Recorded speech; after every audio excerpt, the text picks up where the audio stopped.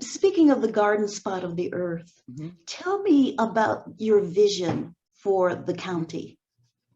Well, let me tell you where the verbiage garden spot of the earth came from. Um, my father passed away when I was 4 years and 10 months old. And he was in the Air Force and had a service related death. And he would have generals and colonels and things like that fly out of their way to fly over Jefferson Davis County in the 50s and 60s and stuff when he was, heavy in the service, because he would tell them that it was the garden spot of the earth, that it was lush and green, and they needed to see it. And apparently the family stories go that many did um, fly out of their way to see this garden spot of the earth. So sort of in an homage to him, in a way of connecting with him, I thought that would be a great moniker for our county. So I've started talking about that. In December, I did a time capsule burial for the town of Bassfield's 125th anniversary. My father's grandfather was the man that the town was named because of. They dropped the mail in his field and it became known as Bass's Field, the mail stop. And so that's how the town got its name. And I had discovered that there was this document that he filled out to get a post office in 1895. And as a result of doing a lot of study into my family background and stuff, this story had come back out. And I'm wanting to brand Bassfield as the heart of the longleaf trace and brand the county as the garden spot of the earth. In that ceremony, that was the first time I kind of like put that out there publicly. And then shortly after, that was in December, I got the job in February, so I sort of rolled with it. And it is lush and green here. I had an old roommate from New York come to visit for the first time in March. And he was just blown away how beautiful it was here and how green, even back in March, it was green. He wouldn't believe how green it is now with all this rain. The vines and stuff are just taking over and it's like very jungle-ish around right now.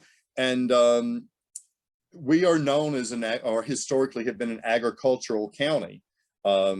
We started as a lumber, we're here because of the lumber, and we stayed because of the crops. And we're still growing crops here. So focusing on those kind of things, we had the two largest marijuana busts in the state of Mississippi in the last couple of years here in the county. It had a very negative connotation with it. So I decided we would take that lemon and make lemonade, and really capitalize on the fact that, look what we can grow here. Industrial hemp is the same plant. Industrial hemp is legal to grow. We need local people in this poor county that are poor people that know how to grow a garden spot. We need to be able to, as opposed to the trickle down theory, which is a farce, we need to water and let things grow from the bottom up, And by that, I mean, let the local farmers have a little more income from growing a crop that can provide them, a good living, or if they just want a supplemental living and stuff, to grow a small garden spot of industrial hemp. Because Lord knows we prove we can grow that in anything here. I mean, we're still growing corn and soybeans and potatoes and tomatoes and watermelons. I mean, anything you can shake a stick at, somebody around here is pretty much growing it. So my job is as the visionary for the county is to figure out how to make things like that happen as well, because I just got back from the economic development conference on the coast for the state last week.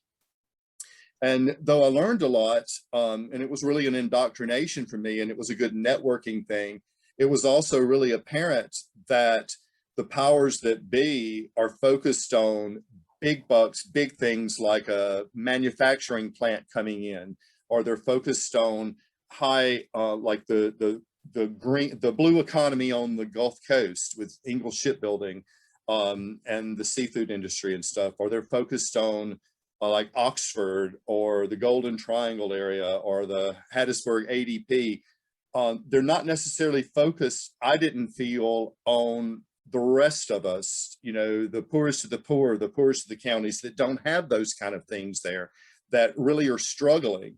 But what we do have is fertile soil. And what we do have are hardworking people that are willing to work that. And those are the people that I'm for.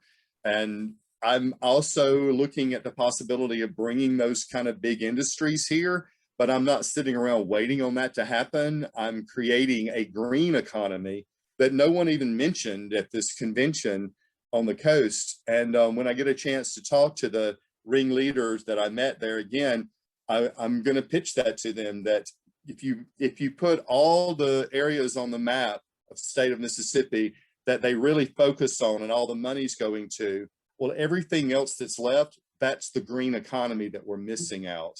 And maybe I just missed something and it was at the wrong convention for that, but I plan to work on those things because that's what we have here. That's what we're about. And that's what we need to focus on, what our passion is for this county. And I believe it's agriculture.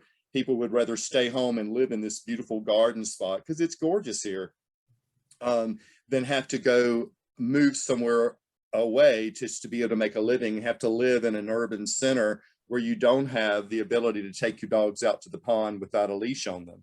You know, we take those things for granted here, where people like you living in the big city, you know, it's like a godsend when you get to have that magical experience and stuff.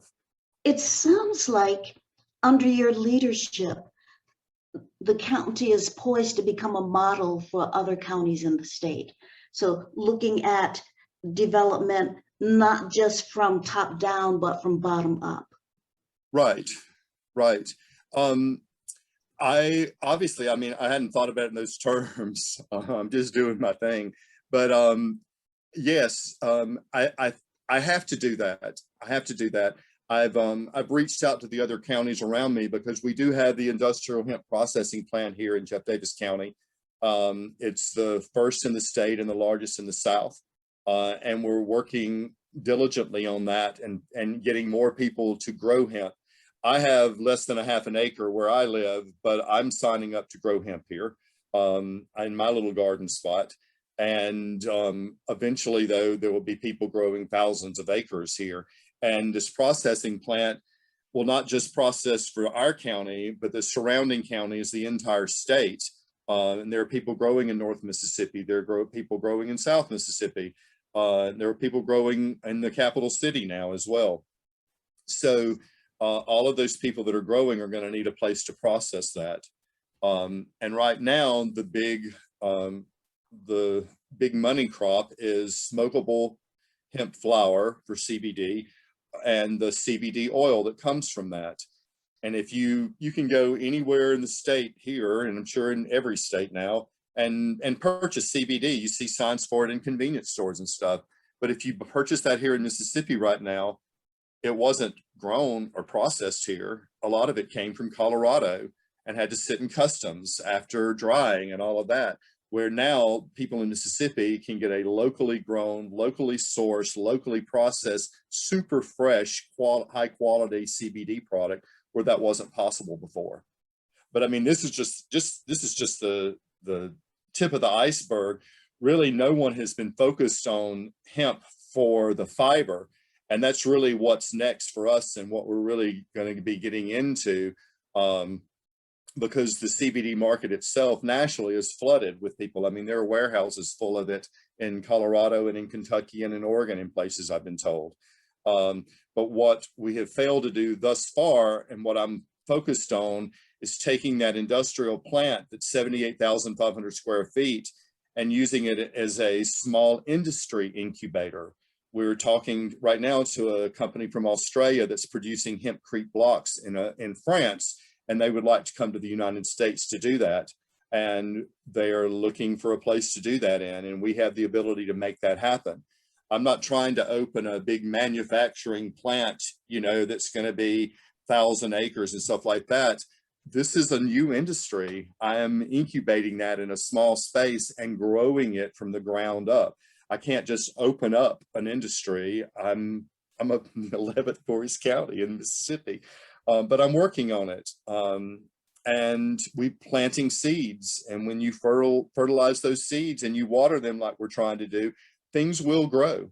It's just a slow, arduous task. You know, lucky for me, I have the support of the Board of Supervisors and the Prentice Board of Aldermen and the Bassfield Board of Aldermen, and the new mayor of Bassfield is one of my closest friends.